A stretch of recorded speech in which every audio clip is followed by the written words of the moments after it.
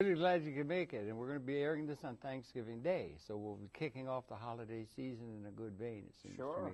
It's really good to meet you in person and so forth. Look forward to this very much. And in the audience, welcome to the conversations we have as a guest for this segment that's going to be kicking off, in a certain sense, New York City. The holiday season is going to air on Thanksgiving Day of the year 2009 is when we are now. And the guest is Marino Frost.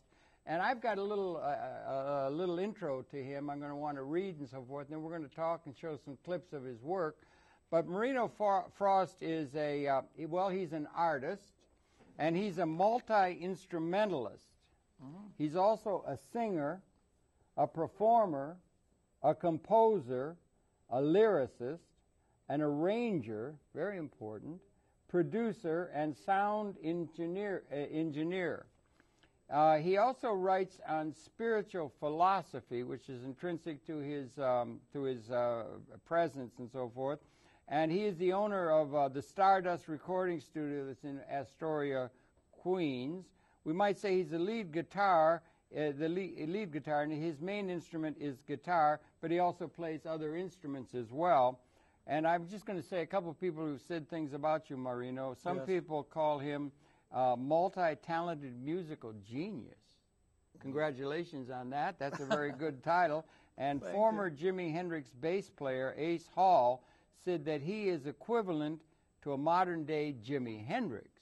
Now, that's some really good words that precede you, young man, and welcome very, very much to Conversation. I'm really happy to welcome you. Thank you. Yeah. Thank you. I'm glad to be here, with you. You're a really good person. Well, we have some of your material and so forth, and again, this is the holiday season, so we lighten up a little bit and everything. Sure. And welcome to the audience on this Thanksgiving Day.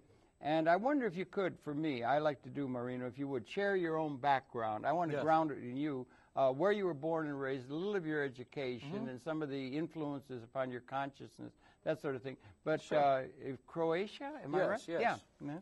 Yes, I was born in Europe, in Croatia at that time. That was former Yugoslavia. Then, at the beginning of '90s, they had a war, and they split the former Yugoslavia in 6 countries. One of them is Croatia. I was born there and grew up there for the first half of my life. Then I came to New York. That's up sort of in the north of what was Yugoslavia, like west, I guess, sort of, right? Well, Croatia was Croatia was part of Yugoslavia.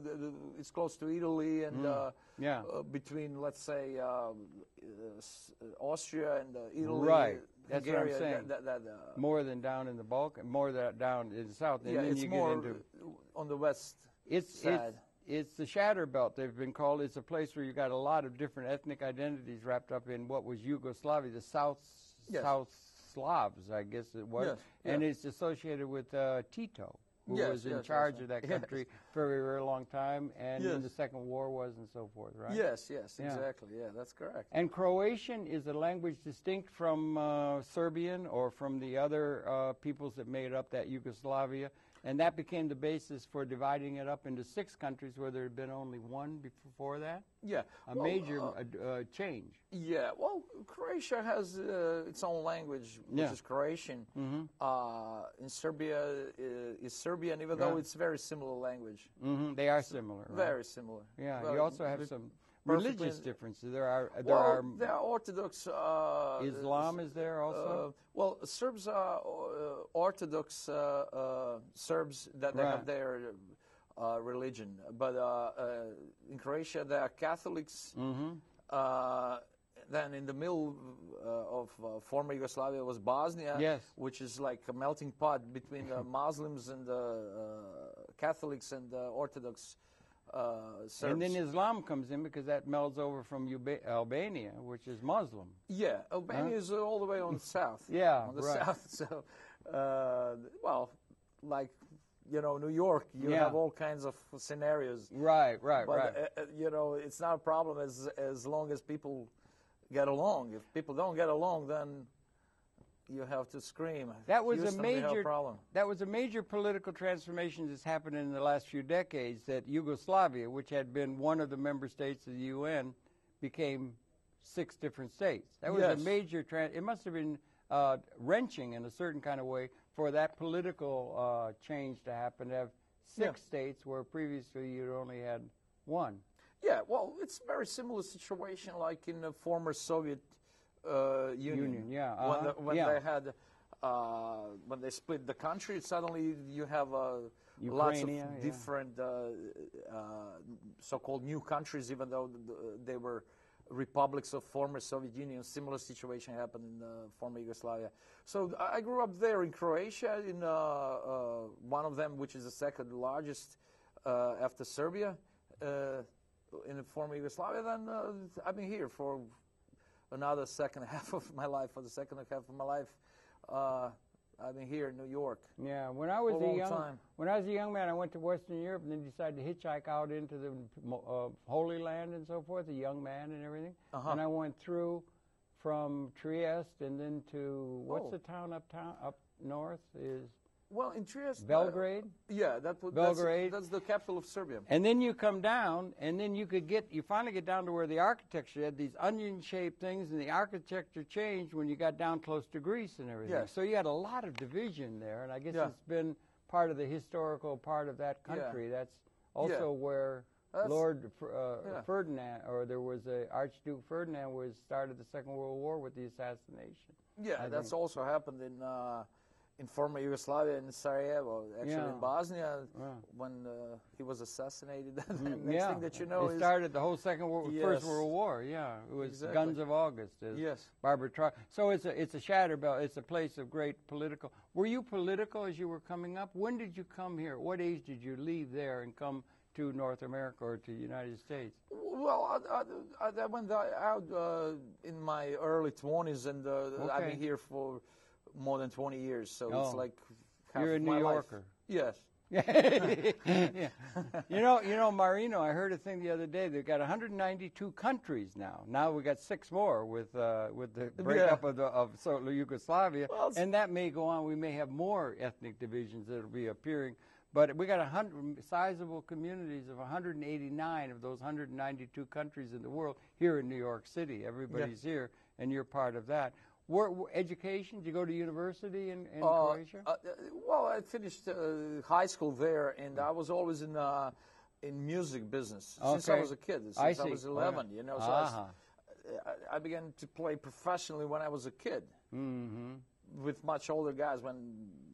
When I was 11, they were like 5-10 years older than me, and so I was making a living right away as a kid. You had to be. Yeah. And then, first I started on drums as a young drummer. Percussion, and later I started to play lead guitar and bass and keyboards, percussion, string-based instruments later down the road. And then it came studio recordings, production, arranging of the songs and whatever. So I was always in that. So I always joke when people ask me what kind of education you have, and I say always... School of Rock and Roll. Right, School of Rock and Roll, the studio school. Right. PhD Rock and Roll school. Yeah, all right, fair enough. And you count as your lead instrument the lead guitar, right? Yeah. Lead guitar. Yeah. Lead guitar is my first instrument, but I play other instruments too, you know. And I'm the owner of recording studio in Astoria, Queens. So I have a great facility for professional recording, and so sometimes when I do things in the studio, I can do everything by myself, instrument by instrument. You know, have multi-track recordings, you know, so you can do step-by-step recording. And, I would think so. There's a lot where you can do with these machines that you can have machines where they didn't have that in the past. I mean, that's relatively new, but it's a huge part of the music making now. Is the technological addendum. Sure. You know? So when you have, for example, multi-track recording options, for example, you can record drums first. Yeah. Then you can record guitar, rhythm guitar, lead guitar, bass, and so on and so on, keyboards, singing, and so on. Then you mix everything together. It must be wonderful to have that kind of technology for somebody who's an arranger or trying to get balance between the various components of of a musical entity, right? Yes. Whether it's a philharmonic orchestra or a rock and roll song or something like that. Yeah. Well, when you have that kind of capabilities in the studio, you can do basically everything if you know what you're doing, of course, by yourself. So if you know, there are a few musicians who do that. For example, Prince, he's one of them. You know, there are not too many of them in the music business who play many instruments. Yes. Most of the guys play 1 or 2 instruments, and that's right, about it. Right. But if you play many instruments, like in my case, I play many instruments, and then I compose. Then I write lyrics.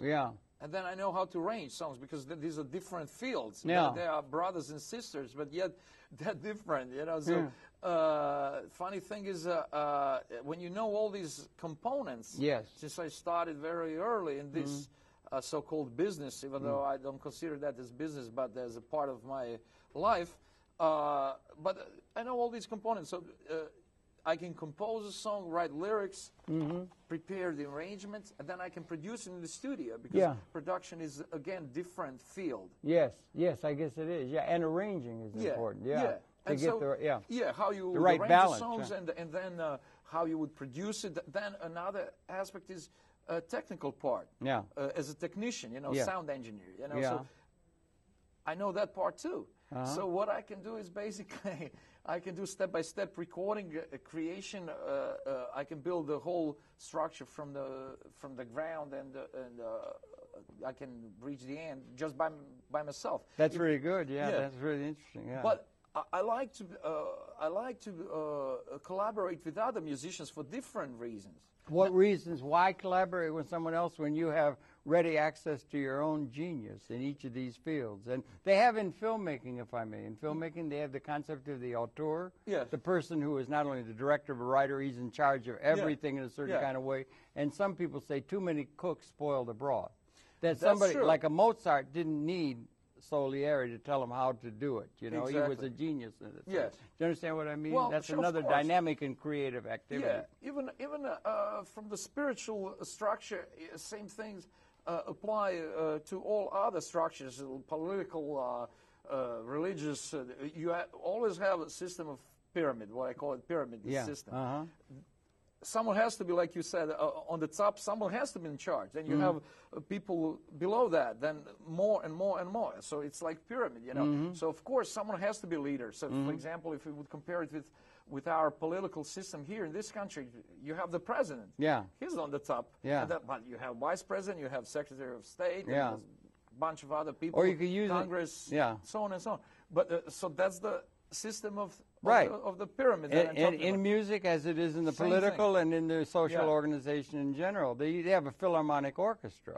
And then you have one conductor. Always. You have a conductor. Exactly. But now, if you have a conductor, then he's conducting. The one in charge. He's in charge, and he's doing that, and he's drawing them out, and it's a spiritual thing and everything.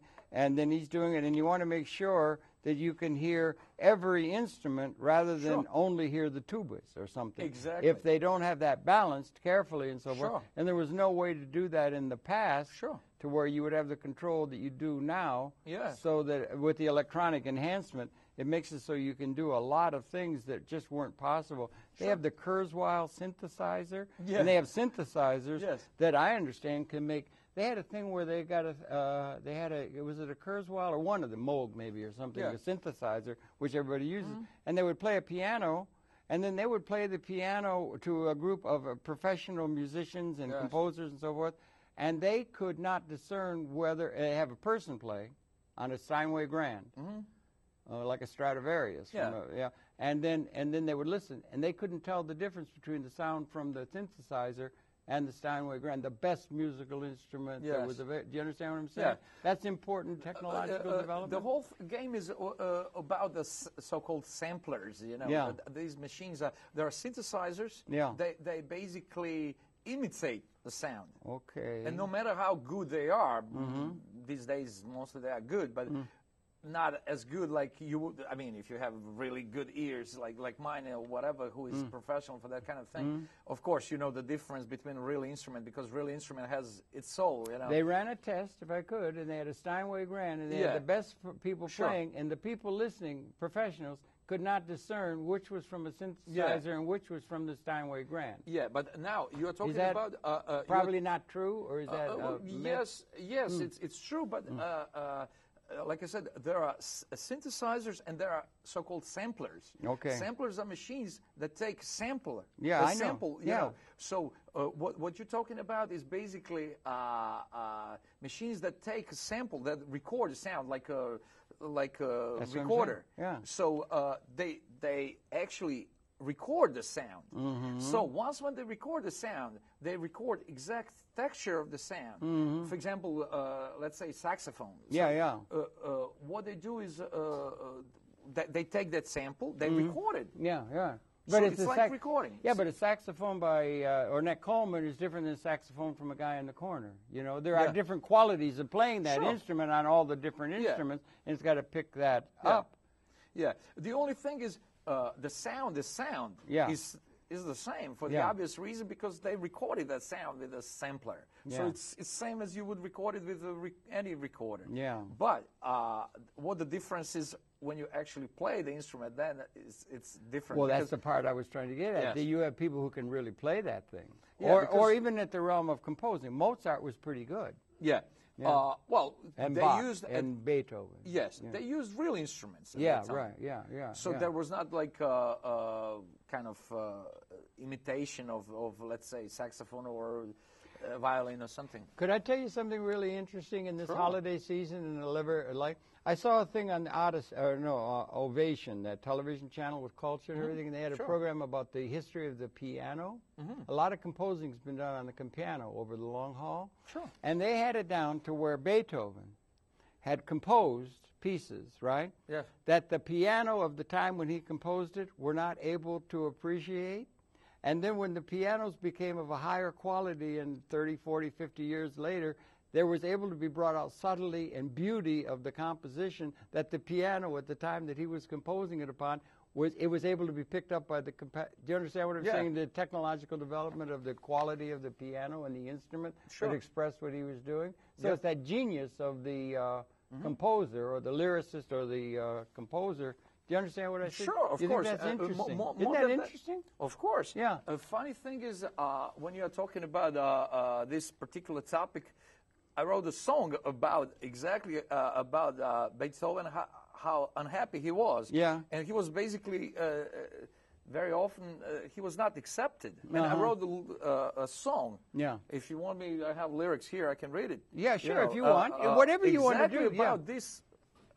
Can you get at it easy? Sure. Okay, you can get at it. You got your notes. He's brought all kinds of notes. So the trouble is you're too interesting. And you're into too many things. We can't get it all in, but we could try. And I happen to bring that up. Have you got it there ready? I have my lyrics. See, he's got it ready. Listen. Okay. I mean, I didn't have planned to read this particular song, but since you mentioned well, it just came up. That's the way life is. Yeah. I wrote this song called "Immortally Beloved." Okay. That was about him. Okay. And I took this scene from the movie about him. Okay. Where people didn't appreciate his work. Yeah, often that's the case. When he was gone, then they go like, Mozart he was a genius. Mozart was buried in a pauper's grave. Yeah. So was Van Gogh, who never sold a painting. But go ahead, So I'm going to read the lyrics of this song. Okay. It's a beautiful song. It's called, again, "Immortally Beloved." Found no relief in the perfect score. The sound of thunder rolled through the land and sea. Some say it's just a breeze on a sunny day. Why is the world so unjust to me? Because he asked every time, what is wrong? I mean, think a lot of people... I do such a beautiful work, and he did the sound of thunder, and people didn't get it.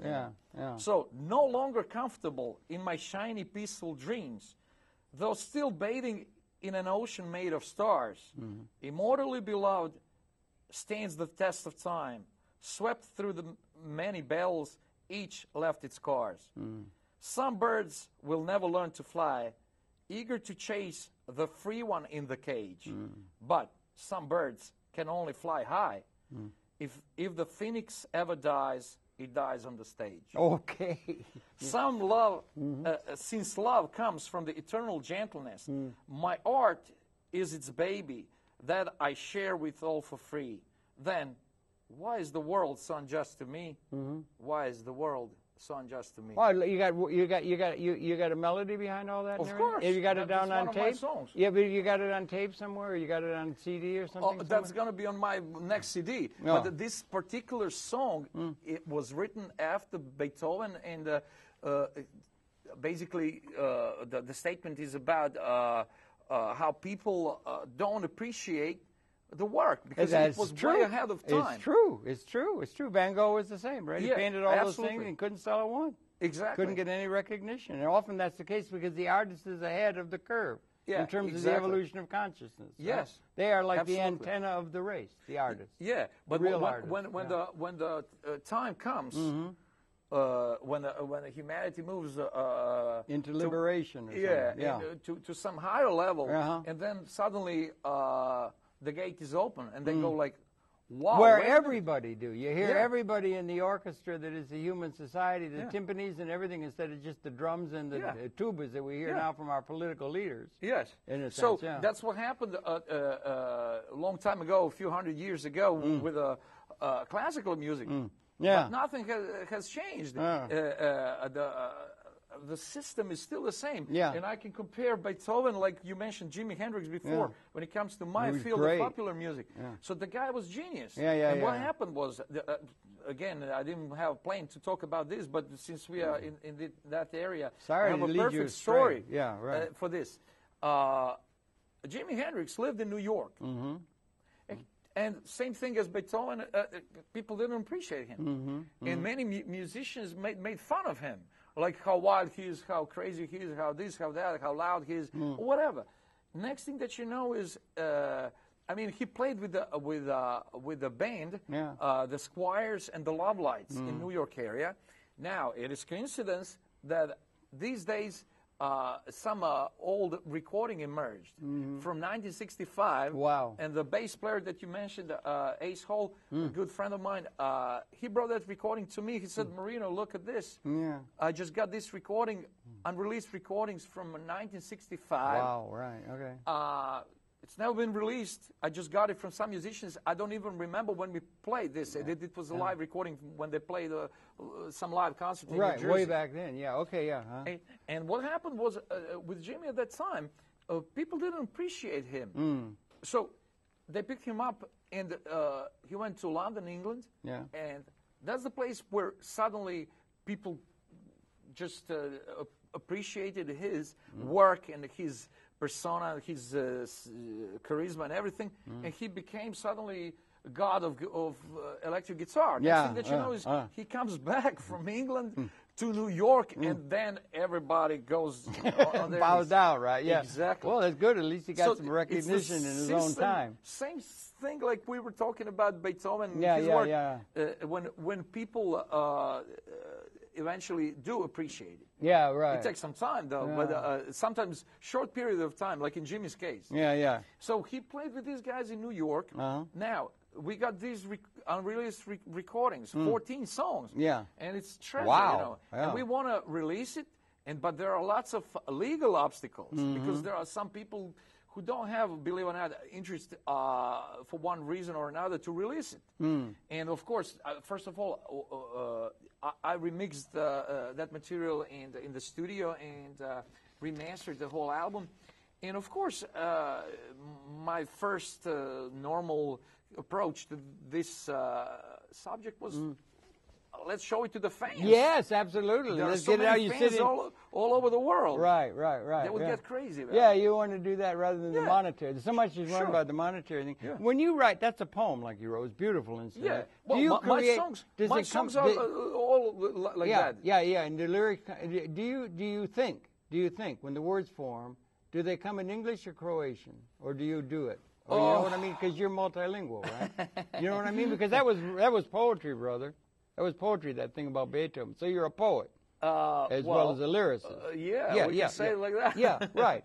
I love people what I'm saying? To say and accept it and interpret my work in any time, in any way, in any kind of way they want, and it's their free kind of will. You know how they would interpret that either as a poetry, as a rock and roll text, as lyric. Because you got melody. What comes first, melody or the lyric? Well, the problem is you're too interesting, and we only have an hour. We could talk for 25 hours with no problem on Hendrix, you know. But you don't understand what the problem is. We have to sort of soundbite it, I'm afraid. I know. And we also got some clips we want to play of your music and that. But so when it comes to the creation, you know, what I say is when it comes to my creation, in our mind is our creation. Our creation is our purpose. Without creation, there's no purpose. And when it comes to me, art is the most fortunate and the most innocent way of creation. Yeah. And therefore, it serves my purpose best. Right. So when I create, I don't have a certain formula, you know. In the realm of silence, in the realm of silence, did you? Yeah. Coming out of the silence. I hear the sound, you know. The sound first before the word? Any sound, whatever it is. Okay. Either in the form of a message, which means I have to write lyrics first. That's lyrics, that's poetry. Or the opposite. Yeah. Sometimes music comes first, melody, or does it come like in the shower or on the subway or anywhere? Or just anywhere at random? Anywhere. Can you summon it at will, or does it come like a thief in the night? You don't understand what I'm saying? The creative thing, when you really make a breakthrough. You know what I mean? Not just another track, you know? Yeah. Well, like I said, in my case, there's no certain formula that I use. You know, whatever comes, in my case, it's like 361 degrees kind of open kind of field. You know, whatever happens. You know, sometimes I receive melody first, sometimes chords, sometimes some kind of riff, sometimes lyrics.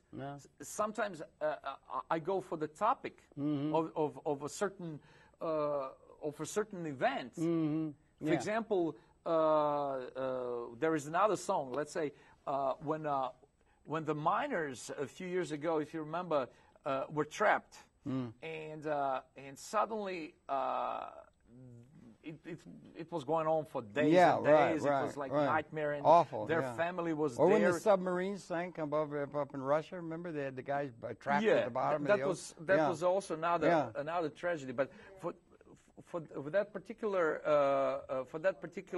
event, what happened was they were trapped, and their families and everybody was waiting, and absolutely the whole world was, because we got the media extension of that. And in the middle of the night, suddenly they said, "Okay, we found them. They're all alive." And then they suddenly started to cheer, and they were yelling, "Miracles can happen! Miracles can happen!"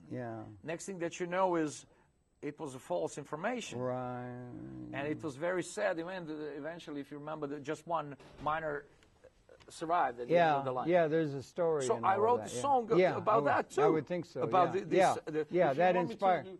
To read it, well, okay. The one problem we have is time. That's right, and we do have some clips we want to make sure we get in. And I wanted to talk some about your spiritual thing, because it's important to you on that as well. Yes. Because we did that one. You brought in a DV cam with some footage, with some lyrics or something, right? Yeah. Well, we have a few clips, from we got some 3, of my if songs. I'm understanding right. Each one about a minute or so. Yeah. And maybe we could make sure we get them in. You see, it's the problem. There's not enough time. You're too damned interesting. If you could tone down a little bit, it'd be easier to talk with you. And you know what I mean. So anyway, you're too interesting, and we can't get it all in on this Thanksgiving Day. But for geniuses and for musical people on a Thanksgiving Day, we should all give a little tip of the hat to the creative people within our society. We give too little attention to them as we see everybody like bees in a hive or something like that. But what about these clips? Could we address them now maybe and then get back to that? As interesting as that was, I just want to make sure we get these clips in. Yeah. There are some clips, it's always a song in the background called Only Heroes Go to Heaven that I wrote, that is part of my CD. Okay, you have a CD. Now, what is it's just audio. It's not audio CD. It's audio CD. So why don't we set that up in the booth if you could? I think it's on DV Cam, though, right? Yes. Yeah, but there's no video. It's just audio. Yeah, right? there is a video and audio. Oh, there's a video and audio. So we're talking with Marino Frost, and we're going to show, we got 3 of them, I guess, and we're going to show the first one. I guess it runs about a minute or so. Sure. So that would be something we'll do. So maybe we could set that up, Willie, and play that first clip, if you could, please. And we're talking with Marino Faust here on this Thanksgiving of the year 2009. Okay, here we go.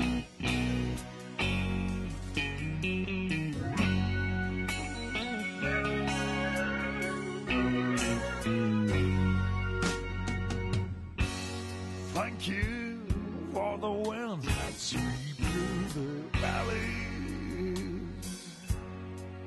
and the rains which water oceans and drowns. Thank you for the moon and the sun, for all good and bad I've been through. Thank you for the water and bread I took every day, for all lies and truth.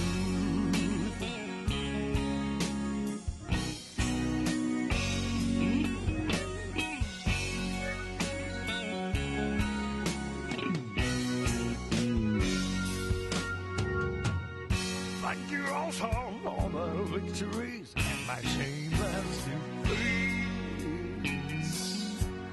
For stray roads where I learned all I know, and to good friends and other characters around. I have no regrets, 'cause I had it all. Thank you for the highs and lows, and those who were there in my troubled times.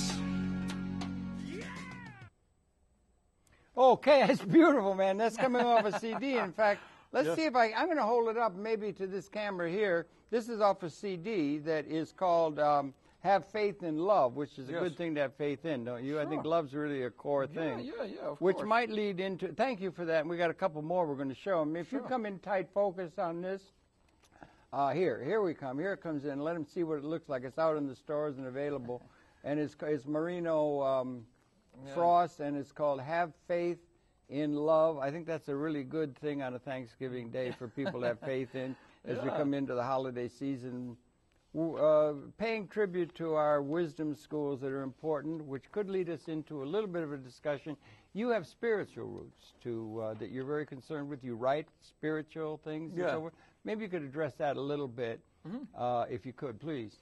Well, I wrote 500 philosophical spiritual principles called Principles of Eternal Truth. Principles of Eternal Truth. Truth, yeah. Okay.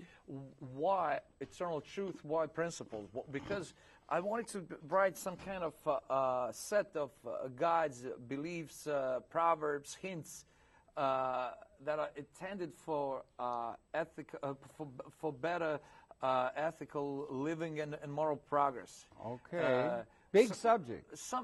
You drew upon the various wisdom schools, the religious schools, the philosophical schools, or was it all creation out of your whole? Did it come all at once, like an epiphany on a mountaintop, or how did it come? Did you publish it? Is it published as an now, instrument? It will be published in the form of a book. Okay. And then right after that, I will record in my recording studio an audio book based on these principles.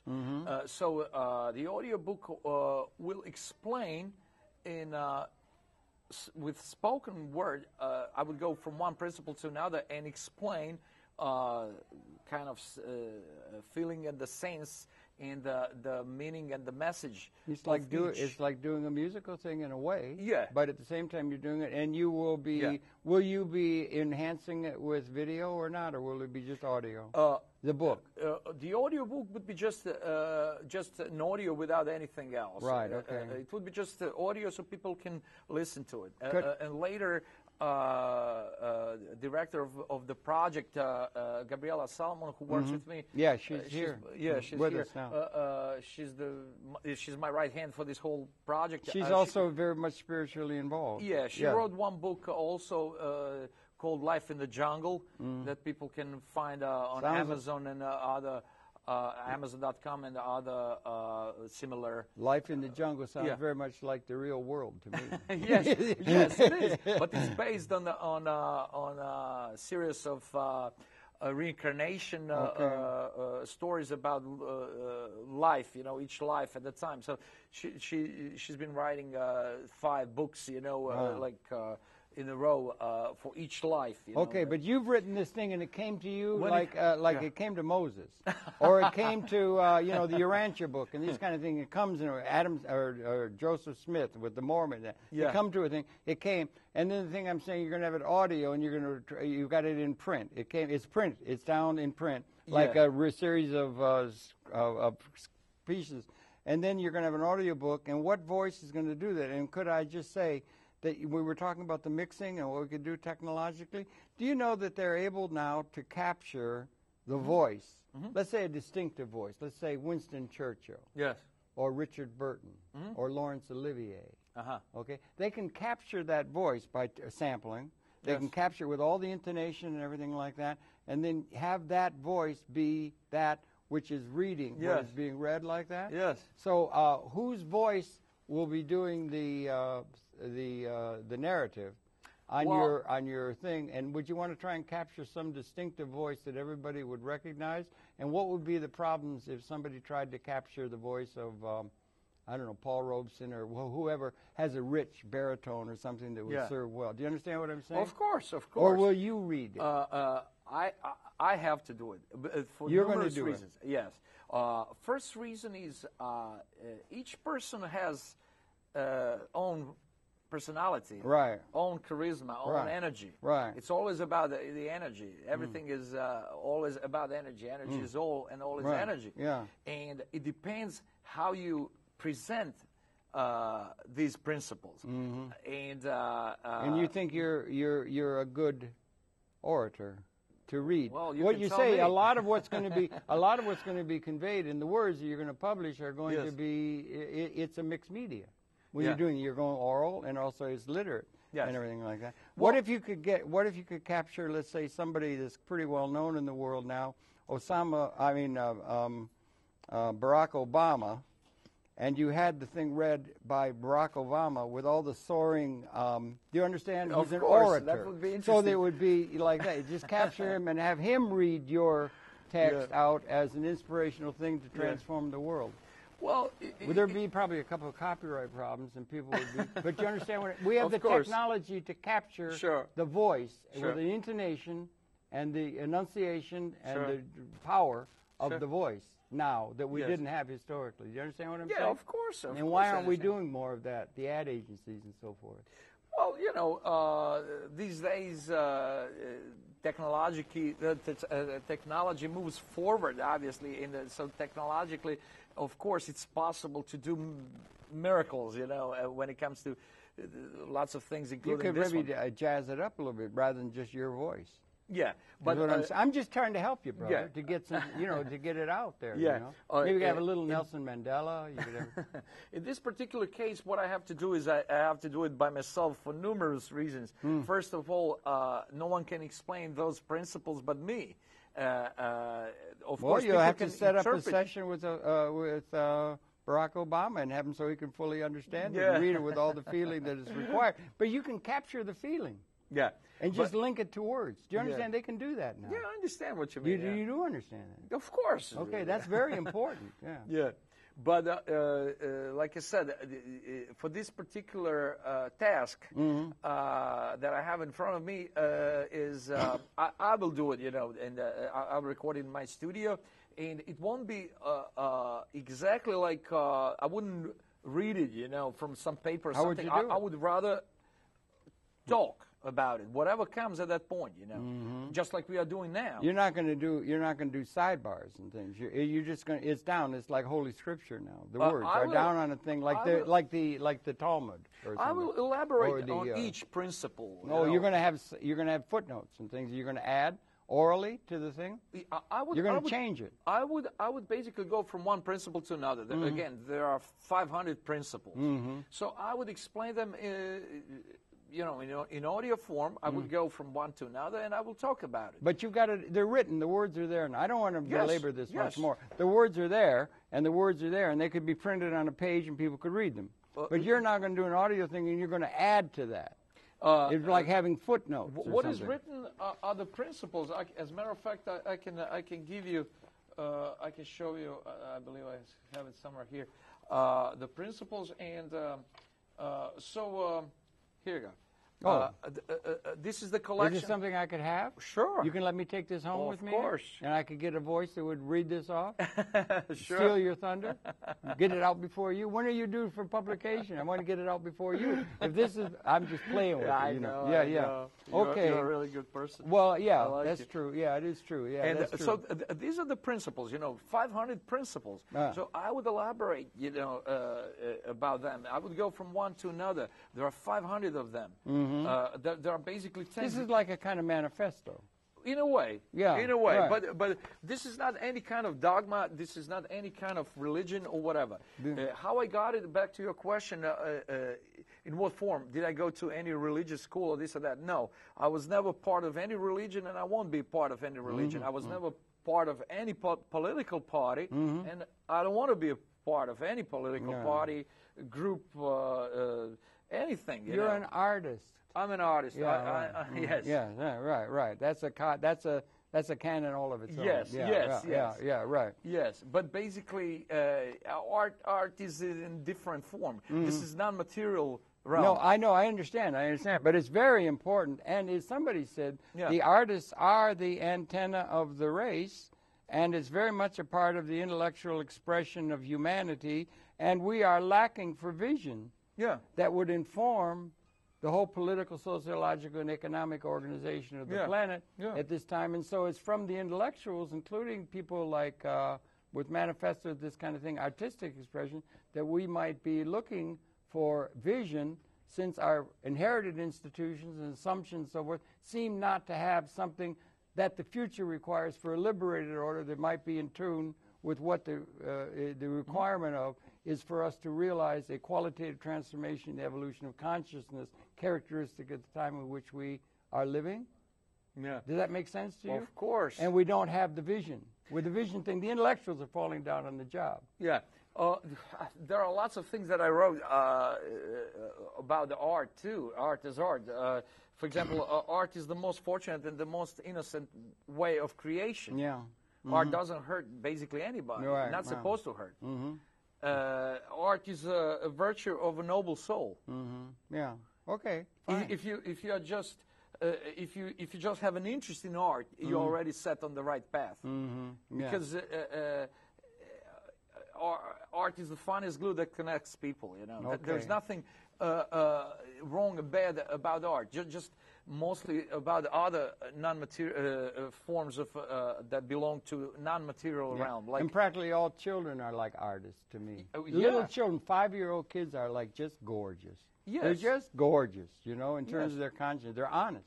Yeah, There's an honesty there that we corrupt with our institutions. Or we, when spirit is incarnate in a body, when a kid is small, of course, that person is basically still free of other material bombs that are falling down all the road. All the conditioning, trying to reify the institutions, which in of themselves are outdated by the demands of the future in terms of larger issues in which consciousness is evolving and fulfilling human purpose or evolutionary purpose in universe, perhaps. That's what it is. One of the problems is we don't have enough time. Again, I keep emphasizing it on this Thanksgiving Day of the year 2009. It's probably in other calendars and so forth. But you have other clips. I want to get them in. We're trying to make sure people are aware of you. You have a second clip. Yeah. And maybe you could set it up, as they say. Sure, and you had the other one. And, so that's the way how people can at least hear get a feel glimpse for everything, of my songs. Whatever. Again, this is a song called "Only Heroes Go to Heaven." Very nice, profound, even spiritual song. Yet. Wait a minute. The lyrics are suspect to me. You say "Only heroes go to heaven." Yeah. That's a little bit worrying because it would seem to me, if there is, and that it will be everybody like a bodhisattva notion in the Vedic thing, where he gets liberated, he gets samadhi, and then rather than enjoying the nectar, they come back to make sure everybody is. It's a collective liberation. Yeah. I think that's the only one worth considering in an ultimately responsible way, if you understand what I mean. Sure. Or the message of this song is basically everybody can be a hero, just if they want to be a hero. Yeah, but that could be part of your title. Yes. Only heroes. That's like looking heroes. For a few that are going to go through, a chosen few, like well, kings it's might not just chosen, you know. The message is, in this song is anybody can be a hero. As a matter of fact, well, why don't you call it anybody can be a hero? You said only heroes. So you're setting aside a few people are going to get to heaven, everybody else is going to go to damnation, well, it's or not, what's the implication? No. Set yourself straight here, brother, because I know you're for universal liberation and ecology and the creatures and everything. Yeah. Well, just trying to help. This is not about about literally heaven. Okay. This is not about religious heaven. Right, rather, heaven in this context means rather like something beautiful, you know, like to the next level, to the I'll sound stop realm. talking. I'm just getting in the way here and everything. So let's roll it. We're talking again with Marino Frost, and he's got this thing. Only when travel counts, we must say goodbye. We could probably look at the sky with no reason to cry. Yeah, 'cause only heroes go to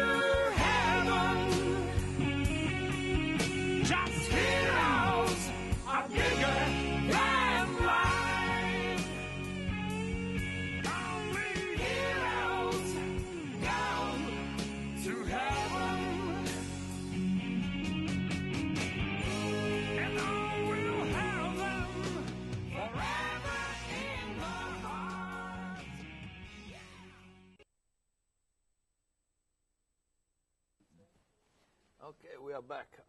We are back. Okay, what is it we should say? You were saying we should say. You want to clear something up. Okay. Yeah, I just wanted to mention the very important thing for anybody who would watch this interview. They can find all this information and much more if they would go to my official website, which is marinofrost.com. So they can... let me spell it for you. Everybody in the audience, take 10 seconds, get a piece of paper and a pencil or a pen, and write down MARINOFROST.com. Yeah. And you will be confronted with a beautiful website that's very well put together with a great deal of information that is mimicked by this photograph on his album. And so we want to make that point. No, we've been putting it up during the program, but didn't know that. Okay. So, people can find all this information about philosophy, about this huge multimedia project that we do, me and my team, CD, music, graphics. There are so many elements of this huge multimedia project. When do you think the book on the spiritual thing, but the 500 will be...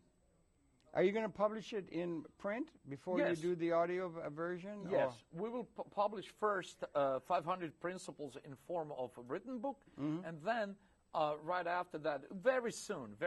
I'm not sure exactly, but let's say in a month or so. Within a month it's going to be happening. That gives us something to look forward to in this Thanksgiving season. Sure. We have something major to look forward to, something that we can all look forward to with Thanksgiving, to what's coming, the word may be coming down and that sort of thing. And that's sort of needed. That's really needed. Yeah, good for you. Okay. Because what we want to do is we want to print these principles in form of a book so people can read it, use it, and it's not about money, it's not about business, it's not about like I want to be materially rich from this whole thing. Rather, I just want to offer because as we all know, when you give something, giving is receiving, so when you give, you will receive. Yeah. I'm not looking for something Not looking to make a buck. Form. You're not looking to make a buck? You're out of touch? I mean, I'm okay. Look, yeah, I don't have nothing anything against that. But exactly. Yeah, I don't right. have anything against that. You know, if someone would offer me, do you want a Chevy or Mercedes? Of course, I would say, give me Mercedes. But do I think that's the most important thing? No, it's not. You know, there are so many other important things. You know? You are an artist. Yes. And artists are concerned with the painting and with the Yes. poem, right? Yes. And they're not concerned With the art. with those things that do motivate most of the people in society necessarily because Yes. the systems are out of date. Yes. They need design and artistic design to the institutional structure by which humanity accommodates because we're at a very crucial moment. Yes. We got weapons that could destroy the whole species, and we have a capability of liberating the whole society, and we have outdated institutions that are needed in terms of what the future requires, and they're not coming forth from our leading political and leading leadership elements within the broader society. It should be coming out of the artistic community, and you're one who's ready to contribute something along those lines.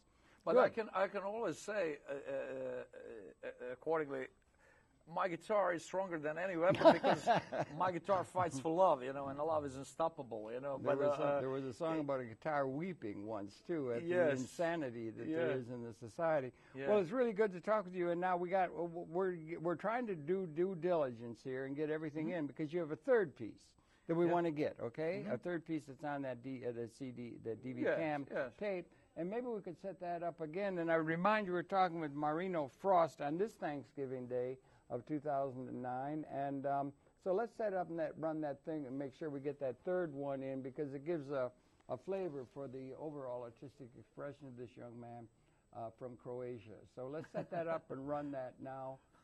Please, Willie, if you can, in the booth, and until it comes up, we can chat a little. There we go. Yes. I guess they're stuck now. It's stuck? Maybe it's stuck. I don't know. Maybe it's not running. Is it not? If you can't get it to run,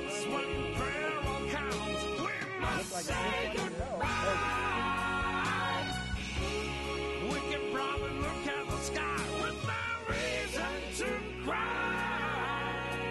Yeah, 'cause only heroes go to heaven. Just heroes are bigger than life. Only heroes go to heaven. And I will have them forever in the heart. Only heroes go to heaven. Just heroes are bigger than life. Only heroes. okay, that's another piece.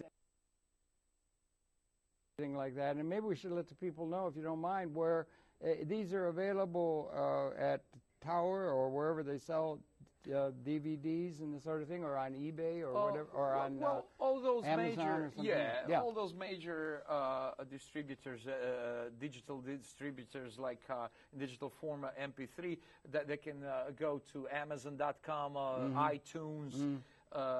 CDbaby.com, and they can just type in Marino Frost, and it comes out. Okay, all of them. It's Napster, a wonderful thing, so. isn't it? The internet, that they're able to make communication, and there could be all kind. There could be a Marino Frost in Ames, Iowa, that's really creative and doing things in his bedroom or something like. You know what I mean? Sure. And it's wonderful because then there can be a million flowers. Mao Zedong said, "Let a million flowers bloom." There should be a million flowers blooming, and a great deal of other than just the leading communications entities and the business behind that, which is interested only in trying to find a star. And the star, like so with very often is the case, is not recognized in their own right. Yes. And so there could be, the internet allows and the communication allows for there to be many stars, and let the star shine, and then people can pick up on it rather than be lost in obscurity, which has been the lot of a lot of creative people in the past. And that could translate over into other things of life form, a life like we're in access cable television here. Yes. This is a system where you can do television and so forth, and it doesn't have to be a business because the cable industry supports the ability for the people en masse to communicate without being involved in what is a business-like kind of way that most people have to do and get wrapped up in that environment. You understand what I'm saying? So it's something that I presume you would think that this cable access, where we're producing, is something that's valuable, particularly in terms of democratizing access to the artistic capability that is in the human society and has not got enough venues for its really good expression, if you understand what I'm saying. Sure, because you are not bounded by kind of certain kind of frames. Like when you have a business kind of structure, then you have to follow the rules of business, and then business is based on the material side and the material realm, and of course they give you certain rules, so you can't express yourself like you would do it on public access TV. You can do whatever you want, and because you are free of any material kind of and the constrictions that the consumer that the marketing system can put down upon the artistic community, asking them to conform to some idea that people in suits understand, think are right, but are not really. It should be led by the artist and the artistic quality that you manifest and many other people do, particularly among the youth. So it's a great thing. Well, I don't know. It's so much, as I said, the trouble with it is we didn't even get into whether you think in Croatian or English. That's another instance we could have a conversation over a beer. Who said that I'm thinking? Well, no, but no, that's something we can talk over a beer someday, okay? And everything like that. But as for now, on a serious note, I don't even think seriously. That's how my system works, because it comes from different consciousness. Exactly, it's a spiritual thing. Very often, even now, when I'm talking, I don't think what I'm going to say. No, I'm just talking. Once when I said something, then I detected, just like people around me, that then basically I just figured out what I just said. What it's all about. I'm just talking, and then I say, oh. Wow, interesting. Or when I crack a joke, it's like a conversation. It's like a conversation. Conversation, right? Or like a free-form jazz. Exactly. Event, you say something, and then or in jazz, like you. And it's in the moment. Yeah, and then you say, "Wow." Yeah. Right. And very often I crack a joke. One thing you must make sure of is that you get those moments and everything on tape so they can be reviewed afterward, because very often you think that wow moment, it wasn't such a wow moment really, and a lot of moments you thought were not wow are really wow. Do you understand? Yes. We got to get a feedback mechanism so we can do that, and that's called tape and all the technology, right? Yeah. But even when I speak, but especially when I play, like a guitar, whatever, when you record in the studio, and the best musicians are always those who play according to their feeling, and the vibe, and when they feel that instrument, not when they are kind of practiced out. You can get practiced out. Yes. Yeah. Okay, well, we're running the graphics now. It's your pleasure on this Thanksgiving Day of the year 2009 in the Christian way of keeping track of it. There are other calendars and so forth, but anyway, it's the same moment for all of us, and it's Thanksgiving Day here in the United States and Western world. Thank you for coming in and helping celebrate Thanksgiving Day for this. Sure. Marino Frost is his name. He's an artist, as you can see, has a CD called Have Faith and Love.